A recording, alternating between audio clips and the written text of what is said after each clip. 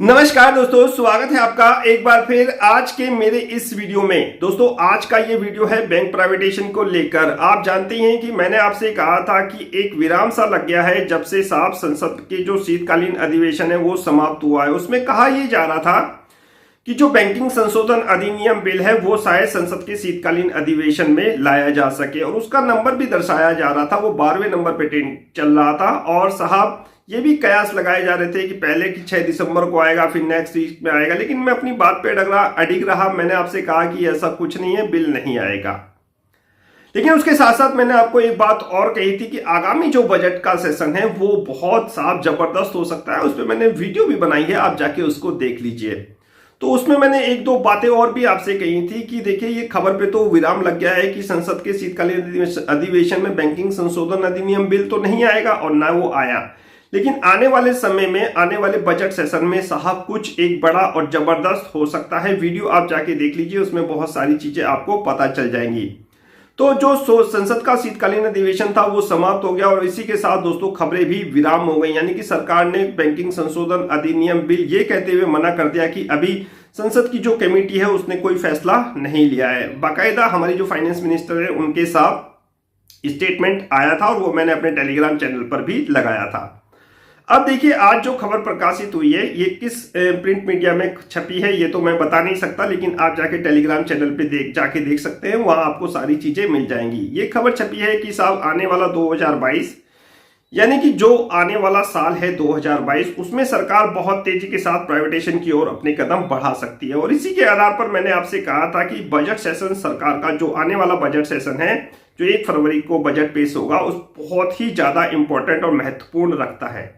मैं हर खबर आपको बहुत पहले ही बता देता हूं, और आज ये जो खबर आई है इसमें भी प्रमुखता से यही बात कही गई है। मैं कुछ पॉइंट्स आपके साथ डिस्कस करूंगा इसमें क्या बताया गया है। ये जो खबर आई है इसमें किन मेन मुद्दों पे की गई है बात, यानी कि क्या कहा गया है, सब कुछ बिल्कुल थोड़े से पॉइंट, मोटे मोटे पॉइंट्स जानने की कोशिश करेंगे। बारीक अध्ययन अगर आपको इस न्यूज का करना है या इस अपडेट को पूरा जानना है तो आप मेरे टेलीग्राम चैनल पे जाके जुड़ के उसको न्यूज को पढ़ सकते हैं, समझ सकते हैं। टेलीग्राम का लिंक मैं अपने डिस्क्रिप्शन चैनल इसमें नीचे लगाने की करूंगा कोशिश। देखो दोस्तों, इस जो खबर आई है आज इसमें यह कहा गया है कि आने वाले 2022 में सरकार बहुत तेजी के साथ प्राइवेटाइजेशन की ओर अपने कदम बढ़ा सकती है। साथ में आईडीबीआई का जो डिसइन्वेस्टमेंट की बात चल रही है उसको भी साफ क्रियान्वित किया जा सकता है, यानी कि उस पर भी सरकार अपने कदम बहुत तेजी के साथ आगे बढ़ा सकती है। तो आईडीबीआई और दो जो सरकारी बैंकों के प्राइवेटाइजेशन की बात चल रही है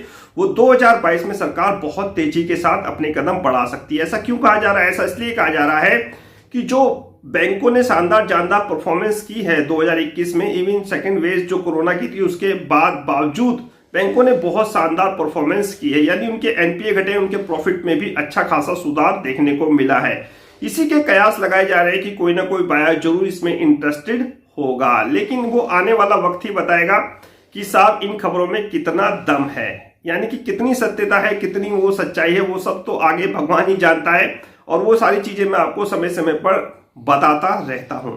तो इस पूरी अपडेट में यही बात कही गई है, यही बताया गया है कि बहुत साहब बैंकों ने शानदार परफॉर्मेंस की है, एनपीए डाउन हुए हैं, इनके प्रॉफिट में भी अच्छा खासा जंप देखने को मिला है। इवन जो प्राइवेट बैंक में है उनकी भी जो रिपोर्ट है, यानी कि जो न्यूज है इसमें भी साफ बात की गई है। कोटक का भी जिक्र आया, एचडीएफसी का भी जिक्र आया है। कुल मिला के बात यही है, सार यही निकलता है कि इस जो न्यूज है इसमें यह कहा गया है कि बैंकों ने सेकेंड वेव यानी कोरोना की जो सेकेंड वेव है उसके बावजूद, मतलब कोरोना की सेकेंड वेव आप जानते हैं कितनी खतरनाक थी, उसके बावजूद बैंकों ने शानदार परफॉर्मेंस किया था।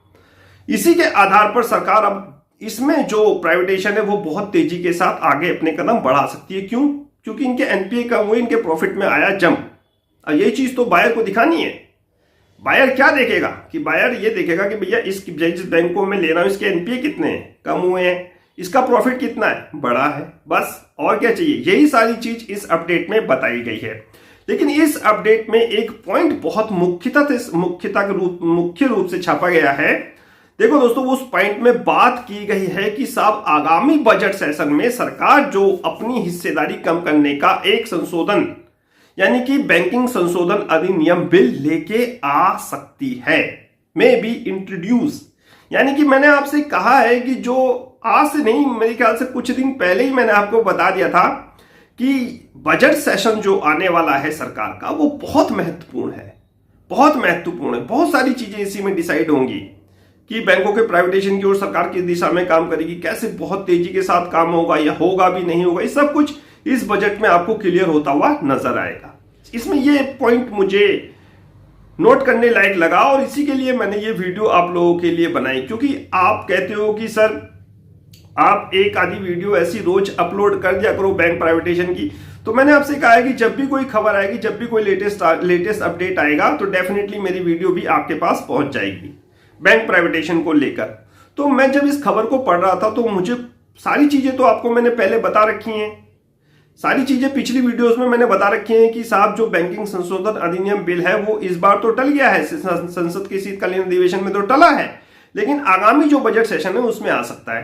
तो इस जो खबर है इसमें भी तो यही कहा गया है और यही चैनल का उद्देश्य है मेरे कि आपको जो भी खबर हो वो सबसे पहले आप लोगों के पास पहुंचे, और उसमें सत्यता सब सूत्रों के हवाले से ही होती है। हमारे पास भी सूत्र हैं, इनके पास भी जो खबर छपती है इनके पास भी सूत्र होते हैं।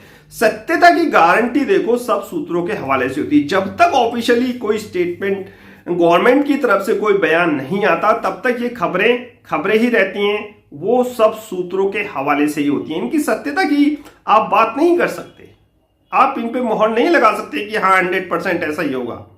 अब ये कहा जा रहा था कि बैंकिंग संशोधन अधिनियम बिल संसद के शीतकालीन अधिवेशन में आएगा, किस तरह वो खबरें आई थी आपने देखा ही होगा।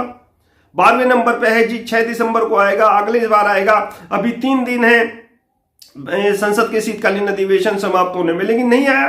सरकार ने कह दिया भाई संसद की जो कमेटी बना रखी है उनने कोई डिसीजन लिया नहीं, हम लोग इसको आगे बजट सेशन में ट्रांसफर करते हैं, पुश करते हैं। नहीं आया साहब, क्या कर सकते हैं आप गवर्नमेंट के आगे, आप क्या कर सकते हैं? आप इन्हीं तथ्यों के, इन्हीं न्यूज के आधार पर, अपने सूत्रों के आधार पर सिर्फ वीडियो बना सकते हैं और आप लोगों को जानकारी दे सकते हैं। खबरें और भी जगह चलती हैं, मेरे चैनल पर भी चलती हैं, बस समय है कि आपको समय से पहले खबर अगर पता चल जाए, उन खबर की सत्यता और उन खबर के पीछे क्या होगा, मकसद क्या है सरकार का, वो चीज अगर आपको पता चल जाए तो डेफिनेटली आपका पॉजिटिव रहने का साहब मन करेगा। नहीं तो इतनी निगेटिविटी है आप लोगों के अंदर, इतना क्वेश्चन है, इतनी चिंता है, डेफिनेटली आप हर दिन मुझसे कुछ ना कुछ कमेंट्स बैंक प्राइवेटाइजेशन को लेकर पूछते ही रहते हो। तो मेरा भी फर्ज बनता है कि आपको वीडियो के माध्यम से सब पॉजिटिव रखने की कोशिश करूं। देखो दोस्तों, जितनी भी खबरें आएंगी वो आनी स्वाभाविक थी। मैंने आपको बता रखा है कि एक खबर का दौर जो थम गया है वो अब बहुत जल्दी शुरू होगा। 2 महीने के अंदर अंदर बहुत सारी खबरें आप आती हुई देखोगे। अब इस खबर का असर कल आप इनके शेयर प्राइस पे देख लेना, जो कल नीचे थे आज ही कल ये ऊपर हो जाएंगे, यही तो हो रहा है। तो ये एक अपडेट था और इस अपडेट को मुझे आपको बताना था। तो आगे दीजिए मुझे आज का बैंक प्राइवेटाइजेशन का ये अपडेट समाप्त करने की। मुलाकात होगी किसी नेक्स्ट वीडियो में किसी नए अपडेट के साथ, तब तक कीजिए इंतजार। फाइनली नमस्कार।